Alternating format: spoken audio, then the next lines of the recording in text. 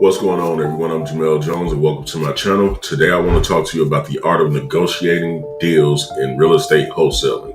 Make sure you stay until the end because I got something really special for you just for watching. Before we get started, make sure you like, subscribe, and share this video with whoever you think may benefit from it. Real estate wholesaling is a great way to make money in any market. By finding and negotiating the best possible price with motivated sellers, you can make a lot of money in a short period of time.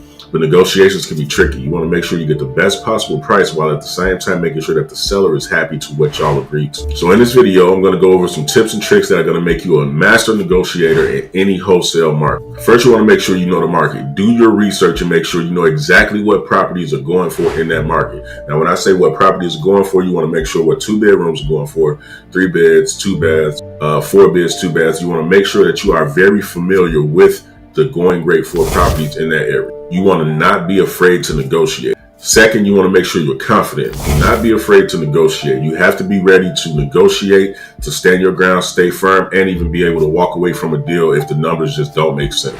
Third, you got to be prepared to compromise. You may not get everything you want, so you got to be ready to pivot and make concessions if it will make a better deal and make the seller happy, but the numbers still have to make sense for you and the buyers on the back. Fourth, you got to be patient. Negotiations can take time. I know a lot of these videos on YouTube are showing guys making one calls and getting deals and making hundreds of thousands of dollars.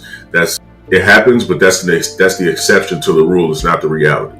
So you have to make sure that you're prepared to wait and negotiate over a long period of time, sometime months, maybe even a year. I've gotten a deal after 2 or 3 years nurturing and talking to sellers. Finally, be creative. You got to make sure that you're able to think outside the box and be able to come up with creative solutions that could benefit both parties or all parties involved for that matter. With a lot of practice and patience, you can become a great negotiator and make a whole lot of money in the process. So thanks for watching. I hope this video was helpful. Leave some comments down below if you guys got any questions. And like I said, if you stayed until the end, I got something for you.